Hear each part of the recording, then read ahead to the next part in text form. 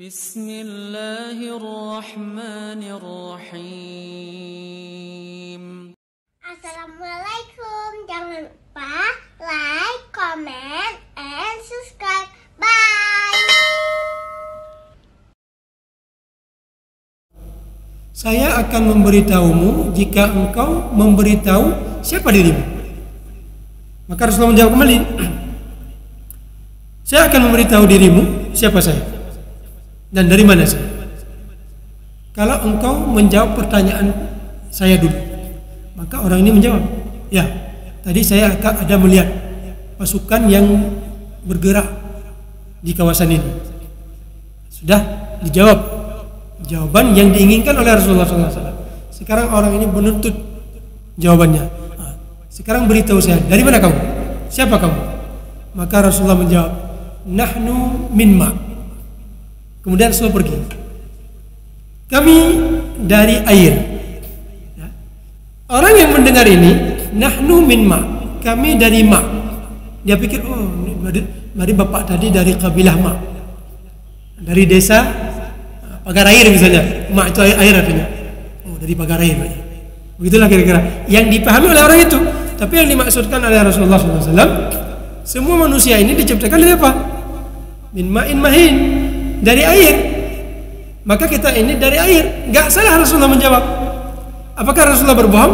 Rasulullah tidak berbohong, tapi Rasulullah menggunakan tauriyah dalam kondisi darurat. Ya, dalam kondisi darurat.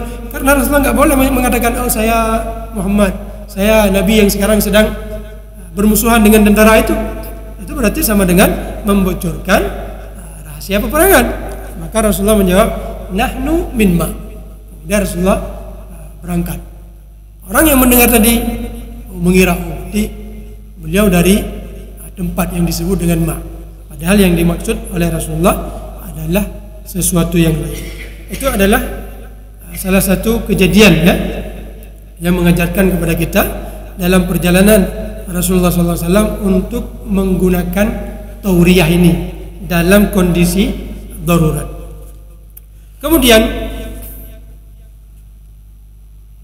pada hari kedua dan ketiga, wa fil yaumits tsani, pada hari kedua au ats-tsalits, atau hari ketiga, marra Rasulullah SAW bi khaymatai Ummi Ma'bad al-Khuza'iyah.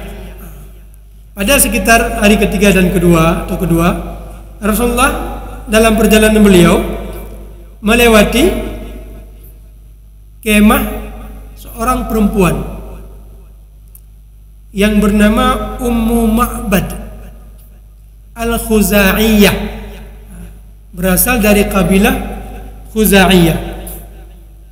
Kabilah Khuza'iyah ini adalah, kalau kita telusuri nasabnya, itu sampai juga kepada kakek Rasulullah SAW nanti, namanya Ilyas ya. Jadi di antara kakek Nabi namanya Ilyas, Ilyas bin Mudar bin Nazar bin Ma'ad bin Adnan. Jadi Adnan punya anak, kemudian sampai kepada Ilyas. Ilyas ini punya anak. Di antara anak Ilyas, Mudrikah. Dari keturunan Mudrikah ini sampai kepada Rasulullah SAW. Tapi Mudrikah ini punya adik atau abang, namanya Qam'ah. Qam'ah ini punya anak, namanya Khuza'ah. Jadi Ummu Ma'bad ini bertemu nasabnya dengan Rasulullah SAW di kakek mereka Ilyas bin Mudar ya, bin Ma'ad bin Nazar bin Ma'ad bin Adnan, kakek Adnan, kakek ke-20 Rasulullah SAW. Ummu Ma'bad al-Khuza'ah, ini Khuza'ah dalam sejarah Islam, mereka adalah yang membawa masuk penyembahan patung pertama sekali ke masyarakat Mekah. Ini kakek mereka nih, salah seorang di kakek mereka, Amru bin Luhai. Makanya Rasulullah mengatakan Amru bin Luhai, dia nanti jalan di hari kiamat dengan menyeret ya, perutnya di api neraka. Kenapa? Karena dia berperan menyebarkan penyembahan berhala untuk masyarakat Mekah yang sebelumnya masyarakat Mekah dalam kondisi beragama tauhid. Nah, makanya kalau Amr bin Luhai ini dia tidak menjadi bagian dari ahlul fatrah. Nanti ada yang disebut dengan ahlul fatrah. Itu masa-masa sebelum diutusnya Nabi SAW, seperti masa Abdul Muttalib, masa Hashim, masa Qusay. Nah, ini ahlul fatrah, belum ada Nabi pada saat itu. Tapi kalau Amr bin Luhai, dia bukan tergolong dalam masa fatrah. Kenapa? Dalam kondisi orang beragama tauhid, datang dia mempelopori penyembahan berhala. Maka dia dilihat oleh Rasulullah SAW di hari kiamat nanti di dalam api neraka. Dan salah satu keturunan mereka adalah Ummu Ma'bad Al-Khuzai. Dan Rasulullah SAW bertemu dengan beliau ini, Ummu Ma'bad Al-Khuzai. Nah, di sini juga kita akan mencoba berhenti sejenak untuk kita mencoba mengambil pelajaran-pelajaran dari hasil pertemuan beliau ini dengan seorang wanita ini. Seorang wanita, ya, bukan seorang pria. Seorang wanita dalam kondisi seorang diri. Nah, makanya nanti kita orang Islam ini janganlah terkesan terlalu apa, maknya urinong, lepas tagai. Betul, ya, dalam banyak kondisi seperti itu. Tapi dalam kondisi tertentu, justru Rasulullah SAW mempraktekkan kebalikannya. Seorang wanita seorang diri di rumahnya, ya, suaminya sedang keluar rumah mengembala kambing. Datang Rasulullah SAW dijamu oleh seorang wanita ini. Dan wanita ini disebutkan tidak menggunakan penutup muka, tidak menggunakan niqab, ya, tidak berhijab. Nah, bisa kita jawab mungkin pada saat itu belum ada ajaran untuk berniqab. Tapi umumnya ajaran niqab itu sudah ada sebelum Rasulullah diutus menjadi nabi. Itu sudah bagian dari budaya Arab, ya. Karena niqab ini kalau dalam mazhab kita, mazhab Syafi'i, laisa mafruḍan wala marfuḍan. Hukum menutup muka ini bukan mafruḍan, bukan hal yang diwajibkan, wala marfuḍan, bukan juga hal yang ditolak. Jadi kalau ada wanita yang berniqab, silakan saja. Tapi dia bukan kewajiban dan juga bukan hal yang ditolak. Kalau ada anak gadis kita di rumah, kalau dia ingin menggunakan niqab, jangan kita melarang, silakan. Ya, karena dia nggak boleh ditolak, nggak boleh dilarang. Juga jangan pula ketika ada anak gadis kita yang tidak mau menggunakan niqab, kita paksakan. Ya, kita paksa harus berniqab. Kenapa? Ini terkait dengan perasaan malu, ya, terkait dengan kepribadian. Ada wanita dia nggak nyaman kalau mukanya terlihat, maka diberi dalam Islam solusi menggunakan niqab supaya dia tidak malu pada saat dilihatin oleh orang. Tapi ada wanita-wanita tertentu pede aja, dia biasa aja. Nah, jadi bagi orang seperti ini jangan dipaksakan, ya? Laisa mafruḍan wala marfuḍan. Makanya nanti di masa pemerintahan Sayyidina Umar bin Khattab, ketika Sayyidina Umar membuat pengumuman di atas mimbar, ini mahar sudah mahal sekali ini wanita-wanita ini. Maka sejak saat ini saya batasi mahar seorang perempuan nggak boleh lebih dari 500 dirham, 400 dirham, sebagaimana maharnya Ummahatul Mukminin. Maka ada seorang wanita berdiri, angkat tangan, ya Amiral Mukminin, bagaimana engkau bisa mengharamkan sesuatu yang dihalalkan oleh Allah SWT? Dia protes ketika Umar membatasi mahar. Maka walaupun dalam kondisi emas sekarang sedang sangat mahal, kita nggak boleh menaikkan membatasi, ya, membatasi mahar itu. Sebagaimana yang pernah ditegur oleh seorang wanita akan Umar bin Khattab, ya Amiral Mukminin, bagaimana engkau batasi sesuatu yang Allah tidak batasi? Allah menghalalkan, kenapa engkau mengharamkan? Maka orang menyebutkan ciri-ciri wanita ini yang menunjukkan bahwa niqab ini tidak wajib. Wanita itu, ini oleh orang yang meriwayatkan, wanita itu hidungnya seperti ini, mukanya seperti ini. Bagaimana perawi bisa membahasakan, bisa menggambarkan hidung seorang perempuan kalau si perempuan itu menggunakan niqab. Maka itu salah satu alasannya. Apakah para sahabat dulu atau semua para wanita pada saat itu semua seperti ummahatul mukminin menutup wajah? Ternyata tidak. Ya, tidak semua wanita yang hidup di zaman Rasulullah SAW itu menutup wajah. Tapi ummahatul mukminin saja yang diwajibkan untuk menutup wajah. Sementara perempuan-perempuan yang lain, ini diberi pilihan sesuai dengan kenyamanan masing-masing wanita. Dan Ummu Ma'bad pada saat itu menjamu Rasulullah SAW. Wa kanat Ummu Ma'badin imra'atan barizah. Ummu Ma'bad adalah seorang perempuan barizah, orang yang pede. Ya, ada wanita seperti itu, orang yang pede, barizah. Barizah ini maksudnya mausuqun bi ra'yiha, orang yang pede. Jalidah, orangnya tegas, hebat, leadership dari kalangan perempuan. Jadi kalau kalangan perempuan leadership, seorang yang punya leadership, ini nggak elok dia ya. Kalau dia dalam, bayangkan kalau wali kota kita misalnya menggunakan niqab misalnya, mungkin kurang apa ya, kurang bisa berbaur, begitulah kira-kira ya. Ini sosok dari wanita Ummu Ma'bad, imra'atan barizah jalidah, berada duduk di depan khaymahnya. Jadi beliau tidak berada di dalam khaymah, duduk di depan khaymah, fi fana'i al khaymah. Apa yang dia lakukan kesehariannya? Tut'imu wa tasqi man marra biha. Dia sering memberikan minum dan makanan bagi orang yang melewati kemah beliau. Nah, ini kebiasaan Ummu Ma'bad ini. Ini sosok yang dermawan. Sampai Rasulullah SAW melewati kemah itu dan singgah di kemah itu. Fasa'alaha. Dan Rasulullah bertanya, hal indaki syai', untuk engkau berikan kepada saya, apakah ada sesuatu yang bisa engkau berikan kepada kami sebagai tamu?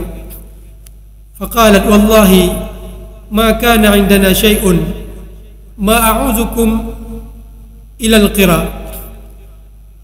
Wallahi law kana indana syai'un ma a'udzukum ila al-qira. Demi Allah, sekiranya ada sesuatu yang bisa aku sungguhkan kepada kalian jamuan tamu, sungguh aku tidak akan menyanyiakan untuk melakukan itu. Tapi aku sekarang tidak memiliki sesuatu, kata Ummu Ma'bad. Kemudian Rasulullah SAW, kemudian Ummu Ma'bad menjawab, wasya'u azib. Ada kambing yang kami miliki, tapi kambing itu sudah dibawa oleh suamiku untuk digembalakan jauh dari tempat ini. Kemudian fanadhara Rasulullah SAW ila syatin fi kasril khaymah.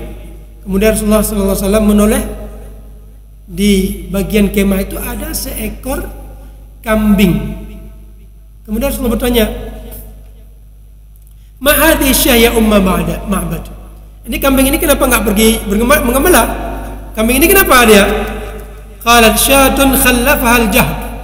Seekor kambing yang lemah sehingga dia enggak bisa berjalan, enggak bisa pergi untuk mengembala, digembalakan. Faqala hal biha min laban. Rasulullah bertanya, apakah kambing tadi dia punya susu? Maka Ummu Ma'bad menjawab, qalat hiya ajhadu min dzalika. Enggak mungkin dia bersusu kalau kondisi badannya aja kurus seperti itu, bagaimana dia memiliki susu? Faqala Rasulullah sallallahu alaihi wasallam, kemudian Rasulullah bertanya kembali, ata'dzanina li an ahlibaha? Apakah engkau sudi kalau saya mengambil kambing itu, saya perah susunya? Maka Ummu Ma'bad heran. Silakan saja, dalam kondisi tersenyum, maka beliau menjawab, boleh saja, silakan. Ya, di benak Ummu Ma'bad kambing ini tidak akan bisa mengeluarkan susu. Kemudian Rasulullah SAW mengambil kambing-kambing itu. Famasaha Rasulullah SAW biyadihi dar'aha, memegang puting susunya. Kemudian Rasulullah SAW wasammallaha wada'a, baca bismillah kemudian berdoa. Kemudian Rasulullah memerah susu kambing itu. Fatafajjat alaihi wadarrat. Maka puting susu itu menjadi kembang, menjadi membesar, kemudian susunya keluar melimpah ruah. Nah, ini salah satu mukjizat yang terlihat secara real di hadapan para sahabat pada saat itu. Termasuk Ummu Ma'bad ini. Ummu Ma'bad ini juga tergolong di kalangan para sahabat. Karena beliau nantinya masuk Islam dan beliau nantinya wafat di masa pemerintahan Sayyidina Umar bin Khattab radhiyallahu anhu. Bahkan salah satu hadis yang menceritakan tentang kepribadian fisik dan kepribadian akhlak Rasulullah SAW adalah hadis yang diceritakan oleh Ummu Ma'bad ini. Di akhir kitab ini disebutkan tentang cerita sifat-sifat Rasulullah SAW. Ini salah satu sifat yang diriwayatkan oleh Ummu Ma'bad ketika suami beliau pulang dari mengembala kambing. Maka ditanyakan, di mana susu ini? Kok banyak sekali? Kambing nggak ada. Maka Ummu Ma'bad menjawab, Ja'ana rajulun mubarakun. Ada seorang laki-laki yang berkah datang ke tempat kita tadi. Dia memerah susunya, kambing tadi, kambingnya memberi susu sampai berbuih-buih. Maka Rasulullah SAW susu itu diperah bukan di tempat yang kecil, di tempat yang besar. Kenapa? Sampai kambing itu sampai susu itu tersisa untuk keluarga Ummu Ma'bad, termasuk suaminya yang nantinya pulang ke rumah. Ini salah satu hadis yang diceritakan oleh Ummu Ma'bad terhadap sosok dari Rasulullah SAW. Wahia tasifuhu li zawjiha. Ada seorang laki-laki yang penuh berkah yang tadi singgah di tempat kita. Ciri-ciri laki-laki itu adalah zahirul wada'ah, orangnya sangat cemerlang. Ablajul wajh, wajahnya sangat bersinar. Hasanul khuluq, akhlaknya sangat mulia. Lam tu'ibhu sujlah, dia tidak berperut besar. Ini ciri-ciri orang laki-laki yang baik, tidak berperut besar, sebagaimana dibahasakan oleh Ummu Ma'bad pada saat menceritakan sosok Rasulullah SAW. Tidak berperut besar. Kemudian walam tusri bihi sa'lah, tidak berkepala besar juga. Jadi perut tidak besar, kepala juga tidak terlalu besar. Wasimun, orangnya tampan. Kasimun, semua sifat-sifat mulia dia punya bagian dari sifat itu. Ini Rasulullah SAW. Fi ainihi da'aj, di matanya itu, mata hitamnya itu sangat hitam. Da'aj. Wa fi ashfarihi wataf, bulu matanya panjang. Ini ciri-ciri orang yang tampan juga, bulu mata ini panjang. Wa fi sautihi sahal, suaranya itu terang tapi serak becut. Serak becut tapi terang. Ini suara Rasulullah SAW. Wa fi unuqihi sata, lehernya ini agak panjang, terlihat panjang. Hana menung, tapi lepas lehernya, terlihat panjang. Kemudian disebutkan lagi oleh Ummu Ma'bad, ahwar, mata putihnya sangat putih.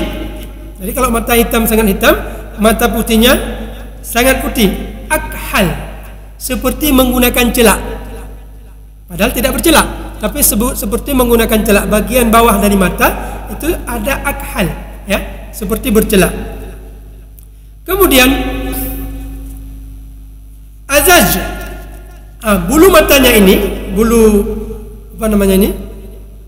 pelipis ini akwas, seperti busur panah, bengkok, hanya lurus. Ada sebagian orang lurus, ya. Ini terkesan orang ini serem, ya, tapi bengkok, agak ramah. Kemudian akran, bulu mata ini dengan ini ketemu bulu mata ini dengan ini. Jadi nggak ada, sebagian orang kan jelas-jelas putus, ya, tapi beliau ketemu kedua bulu mata di bagian ini. Kemudian syadidu sawadis sya'ri, rambutnya sangat hitam. Makanya Rasulullah SAW sampai beliau wafat disebutkan cuma 12 helai saja rambutnya yang memutih, 12 helai. Di umur beliau 63 tahun. Umur saya 44 tahun. Ini rambut putih sudah ratusan. Ya, beliau umurnya 63 tahun wafat, itu sekitar 12 lembar, cuma 12 helai rambut yang putih. Itu Rasulullah SAW. Syadidu sawadi asya', idza samata alahul wiqar. Kalau beliau diam itu sangat berwibawa. Wa idza takallama alahul baha. Kalau beliau berbicara kita terpesona. Ini Rasulullah SAW. Kalau diam berwibawa, berbicara terpesona. Ini sosok Rasulullah SAW. Ajmalun nasi wa abhahum min ba'id, dari jauh sangat menarik. Wa ahsanuhu wa ahlahu min qarib, dari dekat juga sangat menarik. Wa ahlahu, sangat manis, ya. Dari jauh sangat menarik, dari dekat sangat manis. Begitulah beliau bahasakan. Hulul mantiq, ucapannya sangat manis. Kemudian beliau melanjutkan, la nazara wala hadara, tidak terlalu banyak berbicara, juga tidak berbicara sama sekali. Ada orang yang terlalu banyak bicara, ada orang sangat diam. Rasul tidak seperti itu, berbicara hal-hal yang penting, jadi tidak juga banyak diam. Rabba'ah, badannya ini rabba'ah, petak, ya, tidak kurus tinggi, juga tidak gemuk ke samping, pendek, tapi rabba'ah, besar ke samping, juga tinggi ke atas. Rabba'ah, itu ciri-ciri orang yang kuat. Kemudian la tuqhimhu 'ainan min qisar, tidak menjadi orang melihat seperti ini karena terlalu pendek. Wala tashna'uhu min tul, juga tidak seperti ini terlalu tinggi, jadi sedang-sedang. Tidak orang melihat ke bawah, tidak orang menoleh ke atas. Ketika melihat Rasulullah SAW sedang, ya, tidak terlalu tinggi, tidak terlalu besar. Kemudian disebutkan lagi oleh beliau, fahuwa andarus salasah mandaran. Kalau ada 3 orang, maka beliau orang yang paling terlihat dari 3 orang itu. Nah, itu sosok Rasulullah SAW. Wa ahsanuhum qadra, dan status yang paling baik dari ketiga orang itu. Kemudian idza qala, kalau dia berucap, istama'u liqaulihi, kita tertoleh untuk melihat ucapannya, ya. Ada orang kalau ngomong tidak terkesan, tidak menarik begitu, tidak, dari bunyinya suara aja saja kadang-kadang kita kurang menarik begitu. Tapi ada orang ketika dia ngomong ada suara yang membuat kita tertarik begitu. Idza takallama, idza qala istama'u liqaulihi, wa idza amara, kalau dia menyuruh, tabadaru ila amri, segera mereka laksanakan apa yang dia suruh. Kemudian mahfudun, apa arti mahfud? Orang cenderung berkhidmat kepadanya. Kemudian mahsyudun, apa arti mahsyud? Orang cenderung berkumpul di sampingnya. Ini Rasulullah SAW. Kemudian la abisa wala mufannid, tidak orang wajahnya itu bermuka masam, wala mufannid, tidak juga mengerikan dilihat oleh orang. Ini ciri-ciri Rasulullah yang dibahasakan dalam kesan pertama yang sangat singkat bertemunya Rasulullah SAW dengan seorang wanita ini. Kapan ini diceritakan? Diceritakan kepada suaminya yang langsung pulang. Kapan suaminya menceritakan ke orang lain, atau kapan Ummu Ma'bad mengulang kembali cerita ini kepada orang lain? Nanti ketika beliau sudah sama-sama berada di kalangan para sahabat, karena suaminya beliau seketika mendengar jawaban dari Ummu Ma'bad ini, oh berarti ini orang yang tadi dicari-cari oleh orang Quraisy. Saya dalam perjalanan tadi ada orang-orang saya dengar mencari-cari orang seperti ini ciri-cirinya, berarti dia itu. Maka Abu Ma'bad suaminya itu disebutkan pergi ke Madinah dan sama-sama melakukan hijrah masuk Islam. Nah, sementara istrinya nanti hijrah di kemudian hari dan beliau wafat di masa pemerintahan Sayyidina Umar bin Khattab radhiyallahu anhu. Itulah barangkali yang mungkin bisa kita sampaikan terkait beberapa kejadian yang terjadi dalam perjalanan hijrah Rasulullah SAW. Mudah-mudahan ada pelajaran dan faedah yang bisa kita dapatkan. Lebih dan kurang saya mohon maaf. Wabillahi taufiq wal hidayah.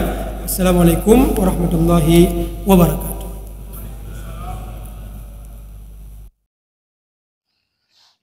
Terima kasih.